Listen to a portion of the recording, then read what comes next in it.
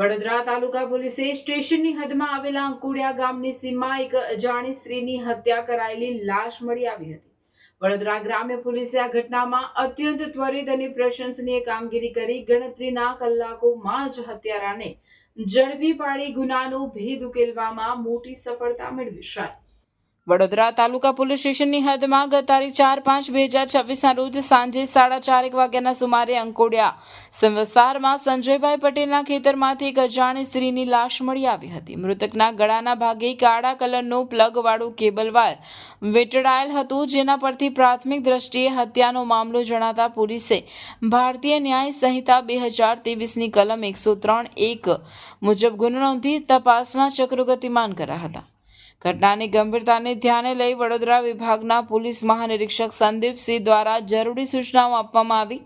આ સૂચનાઓ અન્વયે વડોદરા ગ્રામ્ય પોલીસ અધિક્ષક સુશીલ અગ્રવાલ દ્વારા ઓપરેશન પરાક્રમ અંતર્ગત તપાસના આદેશ અપાયા હતા, જેમાં નાયબ પોલીસ અધિક્ષક ડોક્ટર કે ઠાકુરની આગેવાનીમાં એલસીબી પીઆઈ પીજે ખરસાણ તથા વડોદરા તાલુકા પીઆઈ જે ડાંગરના સુપરવિઝન હેઠળ અલગ અલગ ટીમો બનાવી કાર્યવાહી શરૂ કરાઈ હતી। તપાસના પ્રથમ તબક્કે મૃતકની ઓળખ કરવા માટે વડોદરા શહેર અને આસપાસના વિસ્તારમાં ફોટા પ્રસારિત કરવામાં આવ્યા હતા।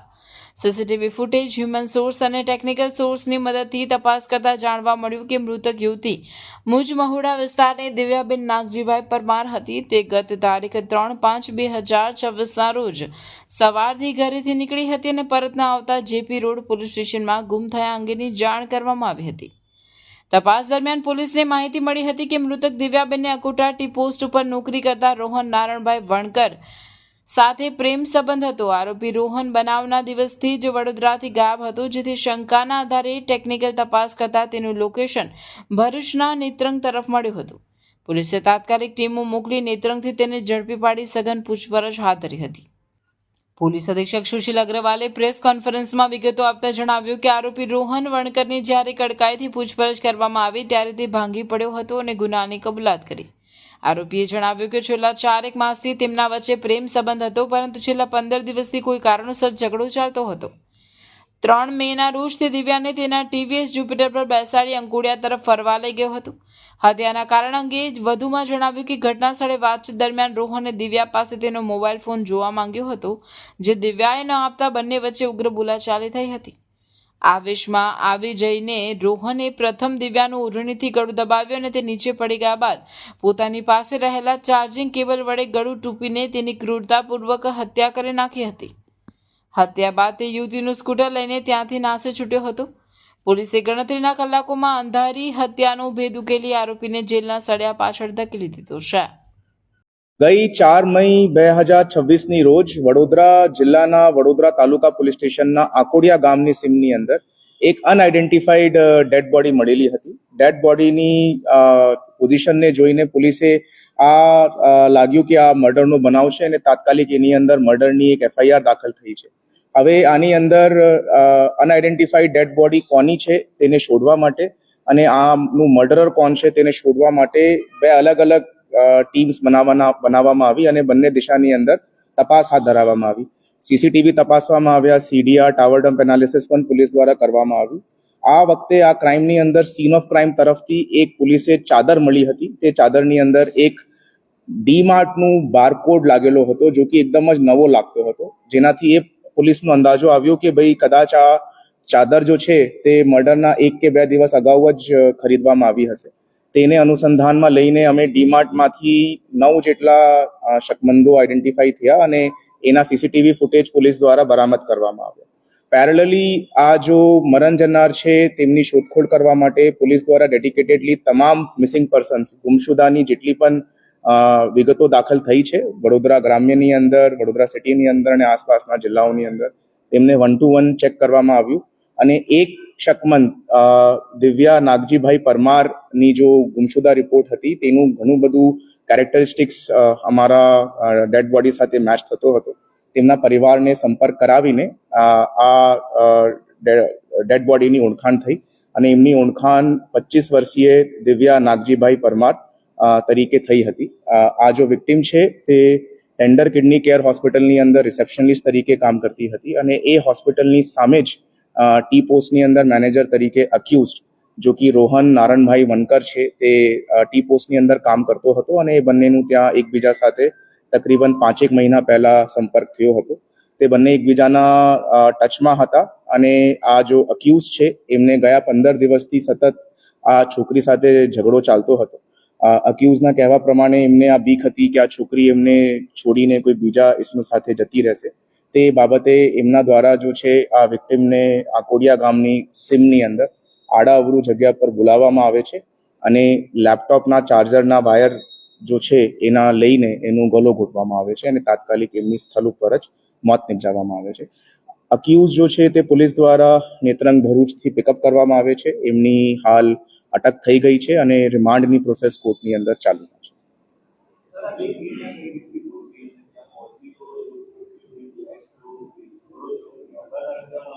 Can you repeat the question?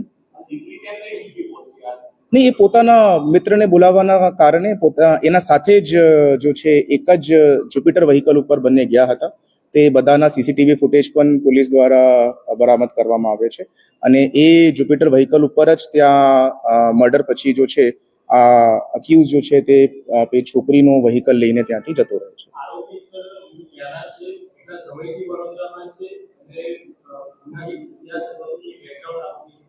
જો આરોપી રોહન છે તે મૂળતઃ બોડેલીનો રહેવાસી છે. ગયા 4 વર્ષથી વડોદરા સિટીની અંદર રહે છે અને હાલ પૂરતું ટી પોસ્ટની અંદર મેનેજર તરીકે નોકરી કરે છે. અત્યાર સુધી જો અક્યુઝ છે એનું કોઈ પણ ગુનાહિત ઇતિહાસ કે કોઈ પણ જાતમાં સંઘર્ષમાં આવ્યું હોય એવી રીતેની હકીકત પ્રસ્થાપિત થયેલી નથી.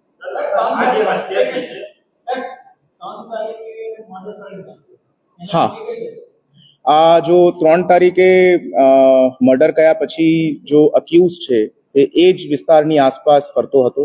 તે વડોદરાથી ડભોઈથી વડોદરા આ આખા વિસ્તારની અંદર ફરતો હતો. એમનું જો ફોન છે તે ફોન ચાલુ બંધ પરિસ્થિતિની અંદર હતો અને પોલીસની ઇન્ટરોગેશન દરમિયાન એવી રીતેની હકીકત પ્રસ્થાપિત થાય છે કે એમના પરિવારની અંદર કોઈ રિલેટિવનું લગ્ન હતો. તે લગ્ન માટે ત્યાં જવા માટેનું પ્લાનિંગ કરતો હતો. નહીં,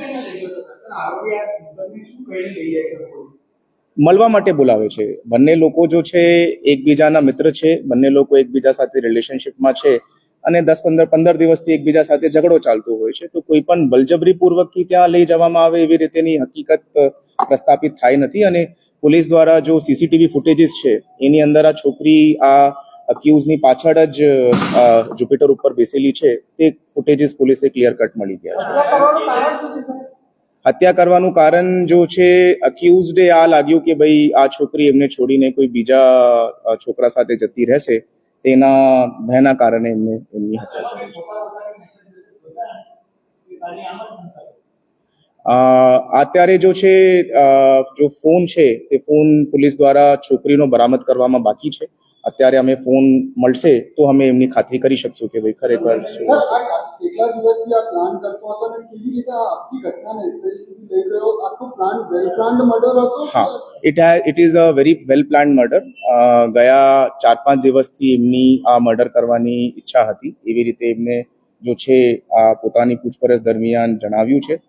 એક થેલીની અંદર આ ચદ્દર એ પોતાના સાથે રાખતો હતો. એ ચદ્દર લઈને ગયો હતો અને એની સાથે આ જો લેપટોપનું કોડ છે એ કોડ પર પોતાના સાથે જ ત્યાં ઘટના સ્થળ ઉપર આરોપી લઈ ગયો.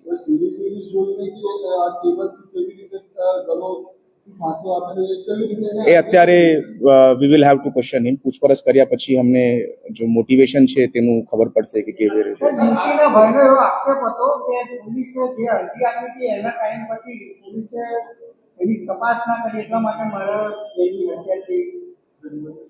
નહીં, એ જો છે મિસિંગ જો રિપોર્ટ છે તે બીજા જ્યુરિસડિક્શનની અંદર દાખલ થયો છે. તો I would not be in a position to comment on નહીં. એ તો અત્યારે જો છે શું મિસિંગની તપાસની અંદર કાગળો એમના દ્વારા ઇન્વેસ્ટિગેશન કરવામાં આવ્યા છે તે અમે અમારી તપાસની કામે કાગળો મંગાવશું.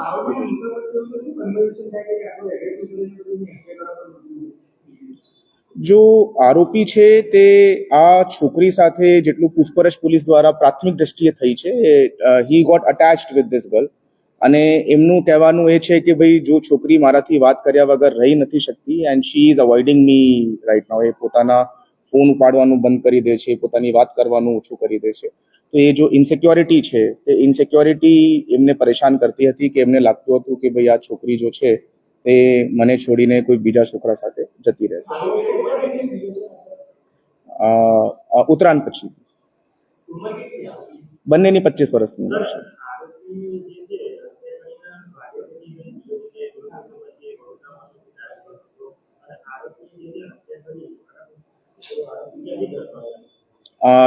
આરોપી જો છે વડોદરાની આસપાસના એરિયાની અંદર ફરતો હતો. એ જો છોકરીનો જુપિટર વ્હીકલ છે એના ઉપર ઘણા સમય સુધી ફર્યો અને પછી પોતાના 2 વ્હીલર ઉપર એ ફરતો હતો. પોલીસ દ્વારા જ્યારે આરોપીના as a person of interest નક્કી થયો ત્યારે પોલીસે એમને નેત્રંગથી રાઉન્ડ અપ કરવામાં આવ્યું છે.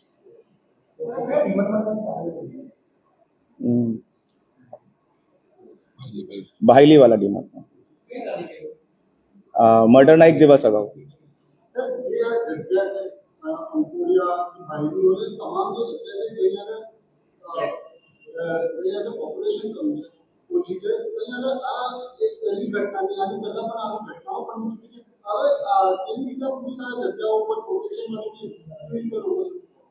નહીં, પોલીસ દ્વારા જેટલા પણ જગ્યા પર જ્યાં સુધી રોડ્સ બનેલા છે ત્યાં ડેલી પેટ્રોલિંગ રાખવામાં આવે છે.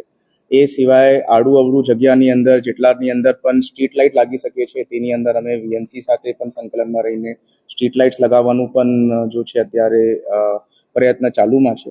અને આવી જગ્યાઓ ઉપર જો છે લોકોની સેફટી અને સિક્યોરિટી માટે જો છે પોલીસ જેટલા પણ પગલાં ભરવાના છે તે તમામ પગલાંને ભાગરૂપે પ્રયત્ન કરી રહ્યું છે.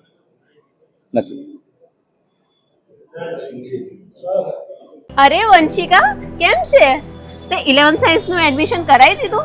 હા, ભરૂચ જિલ્લાની વેલ નોન એવી ઇન્ટેલિજન્ટ ક્લાસીસમાં કરાવી લીધું. કેમ ઇન્ટેલિજન્ટ ક્લાસીસમાં જ કરાયું? કારણ કે 2025માં 43 સ્ટુડન્ટ્સના 80+ પર્સન્ટાઇલ, 46 સ્ટુડન્ટ્સના 90+ સબ્જેક્ટ્સ વાઇઝ માર્ક્સ અને મેથ્સમાં 100 આઉટ ઓફ 100 આવ્યા છે. સાયન્સ સ્ટ્રીમમાં ને આટલું સરસ પરિણામ! ચાલ, મારે પણ એડમિશન કરાવવું છે. ચાલ, અહીંયા દરેક વિષયના ટોપ ક્લાસ ફેકલ્ટીઝ છે. સંકેત સર કેમિસ્ટ્રી એન્ડ મેથ્સના કિંગ છે. ફિઝિક્સમાં નિર્મલ સર, રુચિત સર, કાર્તિક સરનું ભણાવવાનું પણ ખૂબ જ સારું છે. બાયોલોજીના લેજન્ડ એવા રાણા સરનું બાયોલોજી 1 નંબર છે બોસ. બધું ક્લાસમાં જ યાદ રહી જાય તેવી તેમની ભણાવવાની પદ્ધતિ છે. રેગ્યુલર વીકલી ટેસ્ટનું ઝડપી પરિણામ અને સાથે સાથે ઇન્ટેલિજન્ટ ક્લાસીસમાં રિવિઝન પેટર્ન પણ જોરદાર છે. વિદ્યાર્થીઓને સપોર્ટ આપી અને MCQsની સૌથી વધારે તૈયારી એક્ઝામના છેલ્લા દિવસ સુધી કરાવવામાં આવે છે. અહીંયા 35 માર્ક્સ પ્રાપ્ત કરનાર વિદ્યાર્થીઓને 78 માર્ક્સ 95 માર્ક્સ સુધી પહોંચાડ્યા છે. આજે ઇન્ટેલિજન્ટ ક્લાસીસના વિદ્યાર્થીઓ NIT, મેડિકલ કોલેજ અને ગુજરાતની વેલ નોન ગવર્મેન્ટ એન્જિનિયરિંગ કોલેજમાં એડમિશન પ્રાપ્ત કર્યું છે. એડમિશન્સ માટે વિઝિટ કરો 203-204 253 સેકન્ડ ફ્લોર, સરદાર શોપિંગ સેન્ટર, શક્તિનાથ, ભરૂચ.